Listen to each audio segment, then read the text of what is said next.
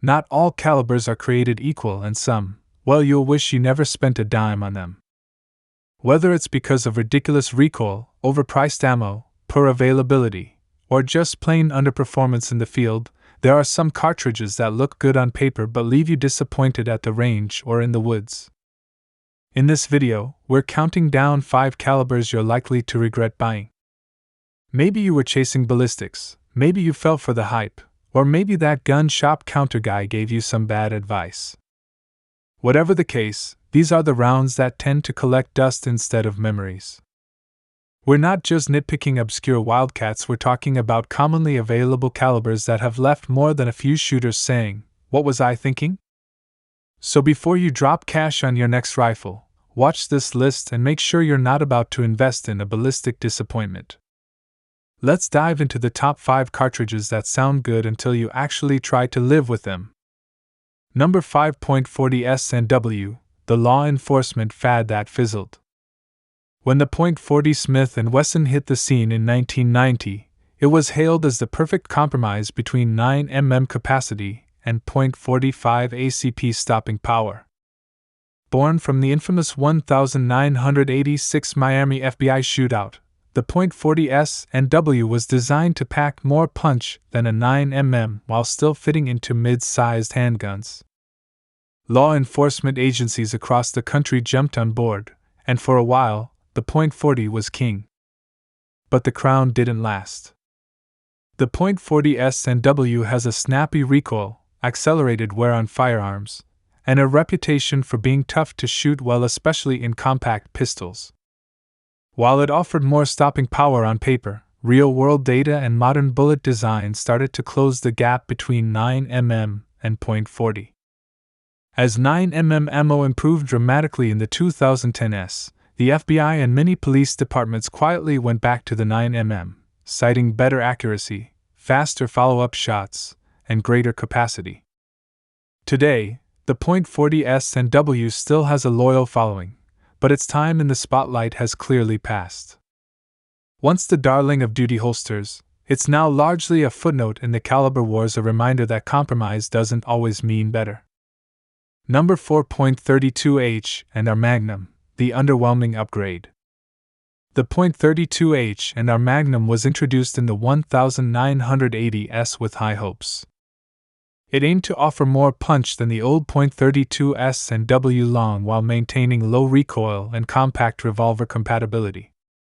On paper, it seemed like a smart step up, a Magnum level boost for those who wanted a mild shooting, small caliber revolver with a little more authority.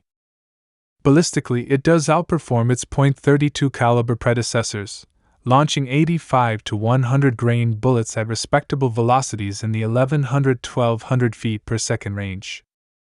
It's accurate, controllable, and easy to shoot, especially in lightweight revolvers.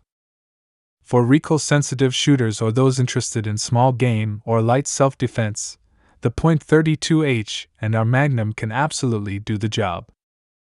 But the hype never quite matched the results. It never reached mainstream popularity, largely due to limited handgun and ammunition availability. Then came the .327 Federal Magnum, which outclassed the .32H and are in every performance category while still allowing it to be fired from the same guns.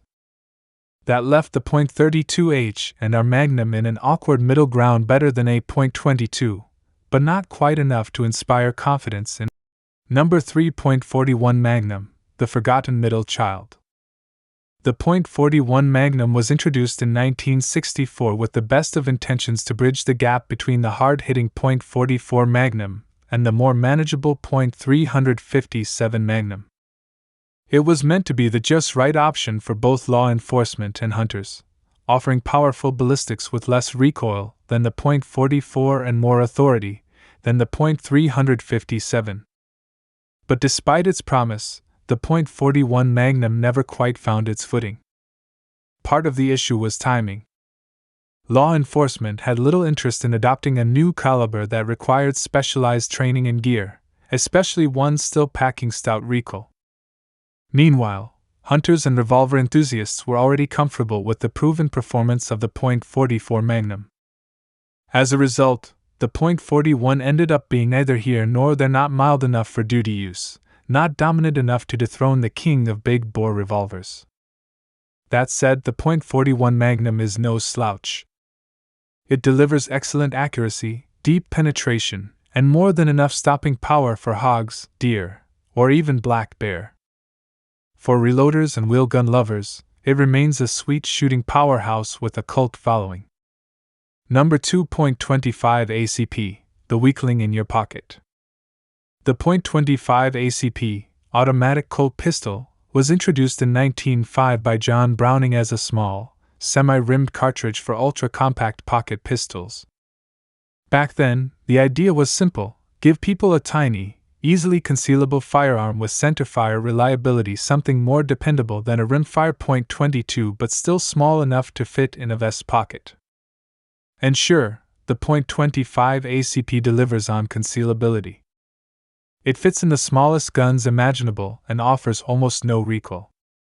But that's where the good news ends. With bullet weights around 35 to 50 grains and muzzle velocities barely cracking 800 feet per second, the .25 ACP struggles to deliver any meaningful stopping power. Penetration is minimal, expansion is rare, and in real-world self-defense situations, it simply doesn't perform well. Modern defensive ammunition has made huge leaps forward, but the .25 ACP hasn't kept up. When compared to other subcompact friendly calibers like .32 ACP or .380, it quickly shows its limitations. In short, it's better than nothing, but only just. Number 1.32 ACP, the mouse gun that time left behind. The .32 ACP, automatic Colt pistol, also known as 7.65 Browning, was once the go-to round for discreet self-defense. Designed by John Browning in 1899, it gained widespread use in Europe and was favored for its compact size, mild recoil, and ability to cycle reliably in small blowback pistols. From military officers to undercover detectives, the .32 ACP was once considered a serious defensive option. Fast forward to today, and the story has changed. With modern advancements in ballistics and more powerful pocket-friendly calibers available, the .32 ACP now feels anemic. Most loads push a 71-grain bullet around 900 feet per second, enough for deep concealment, but often lacking the stopping power needed for high-stress defensive encounters. While it's still favored by some for its soft recoil and vintage appeal, the .32 ACP struggles to stay relevant in a world dominated by .380 ACP and 9mm micro compacts. Ammo selection is limited, and its penetration and expansion are mediocre at best.